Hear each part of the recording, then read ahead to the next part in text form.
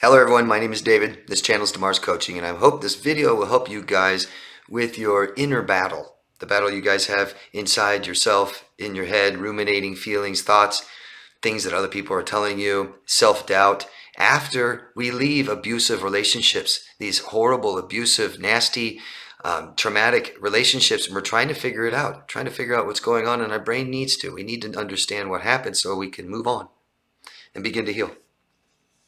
And so a lot of the things that I'm asked from you guys and my clients are, do they ever change? Will they ever change? Are they somewhat nicer to the next person? Yeah, we get that a lot. Are they happier with someone else? Is it just me? We may ruminate. What could I have done better? I'm asked that a lot. I'm asked, David, how can I be better for the person that abuses me? How can I stay with them for the rest of my life? David, I'm going to be with them anyway. Goodbye. I've heard it all. And I think that a lot of us coming out of this, we may battle with some of those thoughts, I'm willing to do whatever it takes. I don't care. It doesn't mean it'll work. It doesn't mean that you can even stay together. So I came across an article really, really interesting for more than one reason. And I'm going to get into that. And I really hope that it'll help you guys with this. Author and PhD Daniel S. Label, I don't know if I'm saying his name right, L-A-B-E-L, wrote an article in Psychology Today. And one of the points of his article is when choice becomes a personality trait. And I found this so interesting because we always hear the three major parts, or the three parts that make up who we are. And that's our genetics, genetic background, and our upbringing, our environment, our family, and then our culture. But we always leave out choice. And a lot of doctors might say, well, these three things are what's influencing your choices. And I disagree. I understand it influences it, but we have a conscious choice somewhat to who we become. And that's important to know this. And it's important to hold people accountable too, right?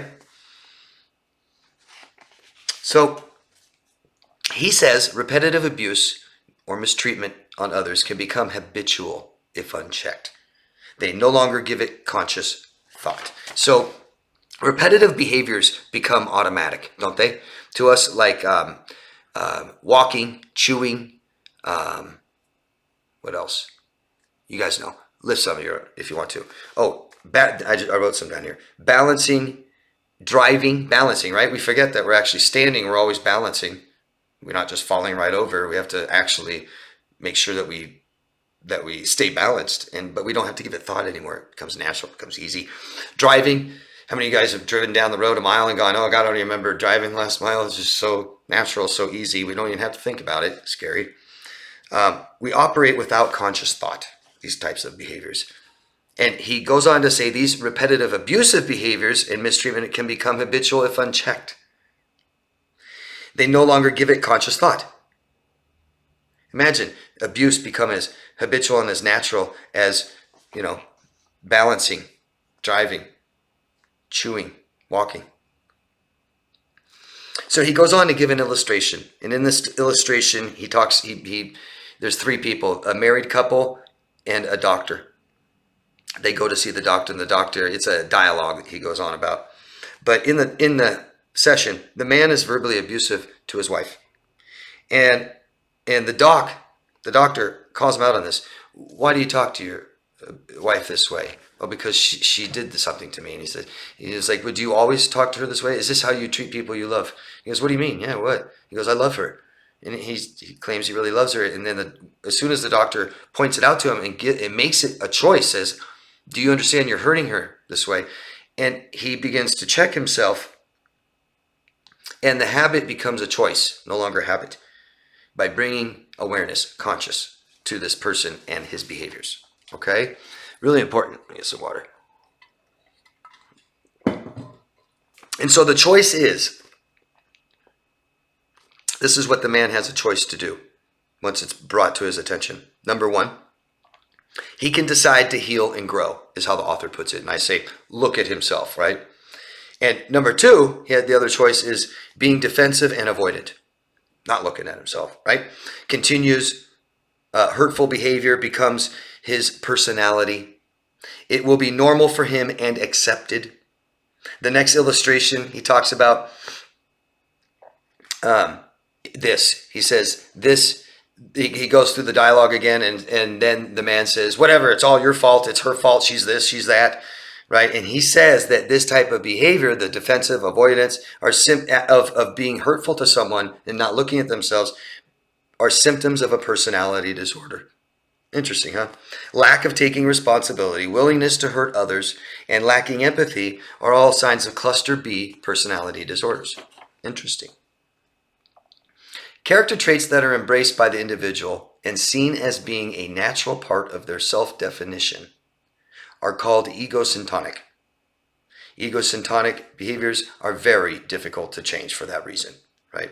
That it becomes natural without conscious thought, and it's a part of who I am. If your partner is habitually abusive, which is egosyntonic behavior, you have two choices. And this is what I've come down to. This is why I made this video. Because I know a lot of you guys struggle with this and battle with this a lot. Could it have worked? Strategy number one, that's what he says, is setting boundaries. Setting boundaries, not allowing them to hurt you on a continual basis. And he talks about leaving immediately, not being there, stuff like this. Strategy number two is make the behavior no longer egosyntonic, right? Egosyntonic is not very conscious of it, automatic. So make the behavior no longer egosyntonic, make it conscious. He says, refrain, and this is what we do, refraining from any behavior or statement that is consistent with your loved one feeling their abusive behaviors are acceptable. So what could we be doing to make them believe that the behavior is acceptable? I mean, obviously not doing anything, right? And this is what he listed, 1, 2, 3, 4, 5 different things that we may be doing to make our abusers feel like it's acceptable, their abuse, and become habitual and become egosyntonic without consciousness. And this is all enabling, right? Forms of enabling. Being present during abusive behaviors. What he says, just being present during abusive behaviors, not leaving. Being affectionate after your loved one has been abusive. How many have you done that? I'm guilty. I have done that. Been completely abused and been affectionate right after. Awful. Smiling or show approval or tolerance during abuse. I've done that. I've had people, God, and you know, about 2 years ago, I had someone so toxic, so abusive. And while they were doing all these behaviors and projecting and blaming and, right, I sat there smiling going, because it's some of these behaviors by toxic people and cluster B personality disorders are just sometimes unbelievable. They're shocking, aren't they? You don't know how to react. But that smiling makes them think it's accepted, tolerated. The last two he goes on to say is covering or hiding the abuse, right? Oh no, we're fine. No, we get along. No, he doesn't hurt me. No, I deserved it. It wasn't a big deal. I've done it back to him. It's the only time. I mean, on and on, right? It was the door. I ran into a door, got a blur. And then protecting them from consequences of the behavior. No consequences for hurting you. And God, I mean, how do these relationships go on for so long? Completely losing ourselves. Who cares what we need? Who cares what we want? Who cares how bad it feels? Who cares that we value honesty and integrity and respect and just throw all that out the window? And who cares about our opinion? That's all that's left at that point. So he closes with, following these guidelines will make your loved one not feel good when hurting you or others. I find it interesting to call someone abusing you your loved one. But this will not solve the problem, guys. Habitual abuse is a sign of severe mental illness and must be treated. So, we've got bad behaviors that hurt you. What if I just stop those? What if I control them and help them, which is change them, which we don't do. We accept them for being an abusive person and not accept abuse in our life. And we don't deal with this crap like this, like the author says. Now, I understand. Look, not everyone that hurts someone on purpose is abuse. Not everyone that does that, it has a cluster B personality disorder. But when it starts to become habitual and without conscious, without thought, who cares? No empathy. You have a serious problem now on your hands because they have a serious mental health problem that must be fixed. And if they can't be, which it may not be, which I believe most cluster B personality disorders are not healed, we can't be around them.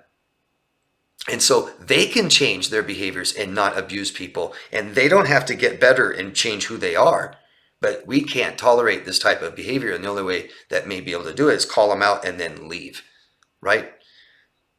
We can't beat ourselves up and sit there and wonder, what if I was better? What if I called them out more? What if I just sacrificed and numbed and neglected and you did that? You did that. It's not about you. It's about somebody with a toxic personality disorder, with severe mental health illness that is not changing, that is not taking accountability for what they've done. They're not taking responsibility for what they need to do. They don't care about your needs. They don't care about what you want. They're not present in the relationship, and they're not empathetic towards your feelings and them hurting you. They're sabotaging you, probably behind your back. It's not your fault what they've done to you. You can take some ownership for the relationship not working out, but it would never have worked. And their relationships aren't working out now. If they have NPD, if they have narcissistic personality disorder, their relationships are failing. All of them. All of them. And it will continue to do so. Until what some doctors say that some can get help. I'm highly doubtful of that. I don't think they have a problem, or they don't mind it. And I know some are miserable, but it's everybody else's fault. I've seen it so many times. Let me know what you guys think, if you can. Let me know of some of your experiences you guys feel comfortable sharing, right, about people abusing you. And that's become so natural, so habitual. And were you guys, I think this is important, were you guys guilty of some of those behaviors? Of enabling it, accepting it, tolerant of it, letting them believe that it's okay? I think that's important to find out, to identify. And if you feel like sharing it, I'd love it. And again, these videos, whatever you think of them, go down and read the comments. I think that the comments are always great. Great. Any questions, ask me, I'll answer them. And love yourself first, guys, okay? I'll see you again later. Bye.